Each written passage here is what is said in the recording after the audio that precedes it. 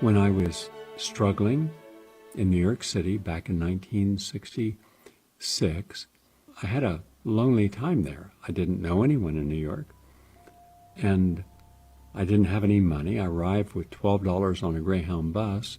My wife and my daughter were still in West Virginia. I didn't want to bring them here. First, I couldn't afford to have them here, and secondly, what if I failed?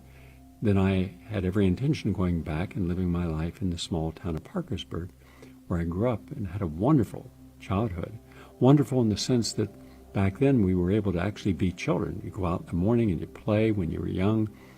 And I really appreciated the opportunity to grow up in a small community and with close friends. But when I came to New York, I had no friends. If I lived in a very tiny apartment, a tiny little kitchenette, and the bathtub was a half a bathtub with a shower curtain. So I'd stand in this little bathtub and subs down and then rinse off. And that's also where I had to make food. It's very precarious being an independent person. I thought to myself, well then shouldn't I do something that would sustain me so I could use my writing and my other interest as kind of like a hobby. And I decided to open a little tiny health food store.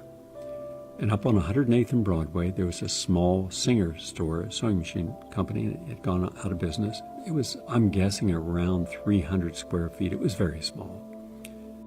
There was a juice machine, so I could make people fresh juices. Had a little counter that seated about 6 people, and one little refrigerator, because there was almost no organic produce available at that time. And the amount of vitamins I had today would be laughable. I had one shelf with vitamins. The night before, before I went to bed, I would make some soups, and I would make some oatmeal and some breakfast things and some lunch things. And then I would take them all to the corner, and one bus driver would allow me on the bus from 89th Street to go up to 108th Street. The others wouldn't. Oh, you can't bring all that stuff on here. And one guy was very nice. And I would carry all these soups and everything across the street, open up. In the morning, I would have something to serve them for breakfast, like fresh juices and oatmeal. For lunch, I would serve some salads, and I was open 6 days a week. And at the end of the month, I made just enough to pay my rent, which was $57 a month, and my store rent. I had nothing left over. It was 2 years before I could hire one employee to help me. And then in the next block, there was a empty space, and I rented it. And I opened up the first gourmet vegetarian restaurant in the United States in its history. It was called The Fertile Earth. And between Creative Health Foods, which is still there to this day, tiny little store, and I would go from the health food store over to the restaurant. The restaurant opened at 4 in the afternoon. Mind you, this was 1967, 68, 69, 70. 71, I bought a farm upstate. I could only afford a small farm. It was an old farm from the late 1600s. Norwegian family had been there all that time, and the last descendant, who was in her 80s, lived there. And I created a whole organic farm there, and I started the first food co-op, High Falls Food Co-op. It was good, it was fun. I made over 100 items per week, and then I would make fresh French brick oven breads, and I'd make tofu and tempehs.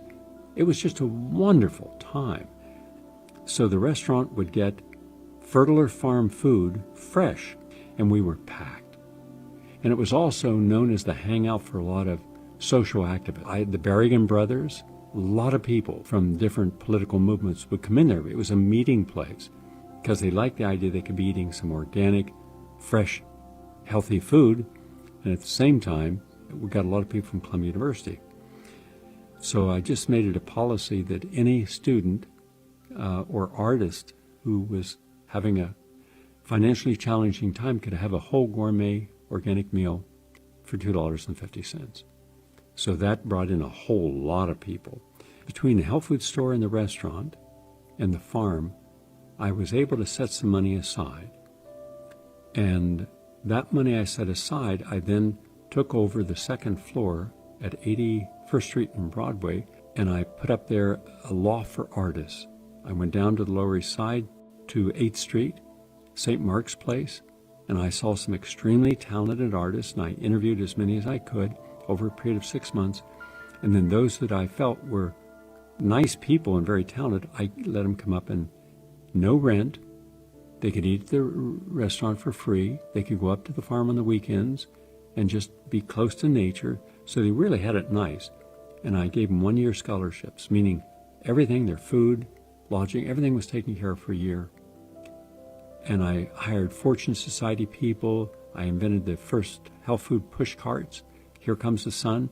And these carts, they would open up, and they had bags of nuts and seeds and sandwiches. They had 4 different types of juices, and that really did well. And then my books started to hit, and I had the most successful health book in American history, The Complete Handbook of Nutrition. And hardback, I know it sold over 1 million copies because the bookkeeper said that we've shipped out over 1 million hardback books. So I was doing very well. I was approached by my writer friends, and they said, Gary, you're living here in this tiny little 1-room apartment, and you've got all these best-selling books, like 7 best-selling books, and you're on television everywhere, on Johnny Carson and Mike Douglas and everywhere. Every week I was somewhere. And you own this successful restaurant and health food store, and you got this beautiful farm. When are you going to move out of here? When are you going to move into one of the nice buildings? I said, why should I? I'm only able to do my humanitarian projects to help all these people by having a stable income. I've used my royalties, I've used my lecture fees to support other people, to help them, to open doors for them. I've taken in a lot of homeless people. I've run animal sanctuaries that's allowed over 3,000 animals, from buffalo to giraffe, from camels to zebras, from monkeys of all types, capuchins and ringtails and rough lemurs, to find homes, loving homes for life. And that's very expensive. The vet bills, the food for that almost 50 years of animal husbandry is probably $100,000 a year. Every single person that I've seen nutritionally, I've never charged a penny. Now, I don't know how many that is. I'm going to guesstimate around 60,000 more or less. Rich or poor, it doesn't matter. And I realized that charging people who cannot afford it deprives them of the tools they may be able to benefit from that could change their lives for the better. I've given over 5,000 free lectures. I've counseled tens of thousands of people, including billionaires, members of the royal family, a lot of people. I've done my radio show. I gave my salary to BAI, PFW, for 45 years, collectively around $3 to $4 million. I've raised them over $50 million.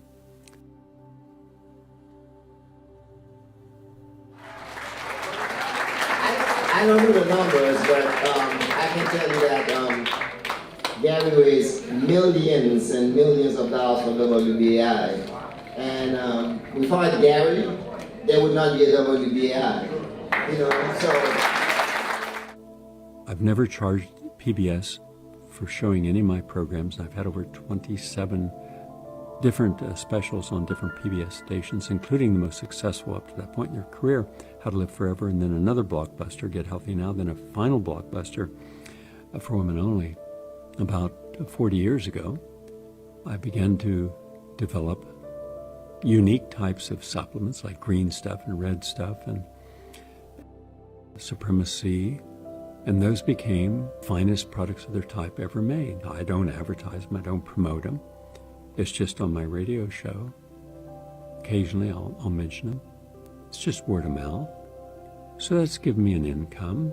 And again, I in my health food store, which is the most successful per square foot that I'm aware of in America, I give people big discounts on the 1st and 15th, but every single day we set food aside at 9 o'clock at night so anyone who's hungry can come in and get a free meal, and they're never questioned. If it's wild salmon, they get the wild salmon, whatever it is. And we give a lot of food away every day and that we don't have to give away, we choose to. And plus I pay for the food for my employees. And at one time I had over 158 employees. I had a booming business on 92nd and 2nd, where upstairs, where we had the anti-aging center, the Tri-State Healing Center on 72nd and Broadway, our fulfillment center where we did our film production down on Franklin Street in the Village, and then my office at 83rd and Broadway, 2307 Broadway. Wonderful old building. And all these were packed with people doing good work, all work that helped on social issues, environmental reporting, and I couldn't do any of that because so much of what I did for free. In fact, for the Tri-State Healing Center, I paid for the treatment for 1,200 people with full-blown AIDS, and that was very expensive, well over $1 million. Because even though they didn't pay anything, I had to pay the medical doctor, the nurses for all the supplements, vitamin C drips, glutathione, etc. The same way with the people who would come to the lectures on the east side. I must have done 100 lectures over there. You know, that was a public service. All the health support groups. And for 15 years, I was doing 1 and sometimes 2 health support groups per night, 5 nights a week. So I could only help others by having an income that would allow me to support those efforts. Because in life, nothing's really free. Someone has to pay for something. You know, and when I help my friends, when I help those in need, if I didn't have any resources, if I didn't go back to that health food store that I started and all those hours I put in every day, but I've been fortunate and blessed in that the businesses I have created have given enough income that I've been able to share probably, I'm guessing, 94% of everything I've earned. I've shared with other people, helped with causes.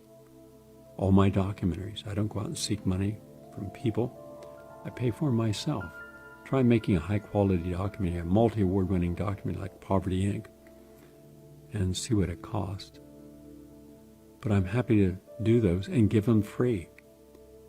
Go up to YouTube, you'll see how many things are up there for free. In a society that overvalues how much money you make and how much you're able to spend on yourself and big apartments and yachts and mansions, and I believe that a different philosophy is in order and long overdue. Compassionate capitalism, where you're able to help social causes, you're able to help the commons, you're able to help people who have less to have more, because you're grateful for what you have. It's just a part of my life people have not understood because I haven't shared it, but now I am sharing it. And it's to share this so that those of you who know that there are people who don't understand what true philanthropic means are. And I'm not talking about the multi-millionaires who have to give away a certain amount of money to charities. Whether those charities pass it on and make it a better world or not is another story. I believe in helping people one-on-one. I want to look in the faces of the people I'm helping and hear their story. And I couldn't do that if I didn't have the knowledge of how to create and run a successful business. I'm just one of millions of small business people in America, and I have such a love for them because I know how much time and energy and sacrifice they have to put in to make their business successful. And they do it, and then the next generation comes and can carry it forward, but they didn't have all the risks, but they have all the rewards. And then their children frequently don't want to be a part of the business and forget all that went into making that happen to begin with. That's why we see so many of the people today not wanting to run the small family businesses. So that's a little bit about myself. Thank you for watching.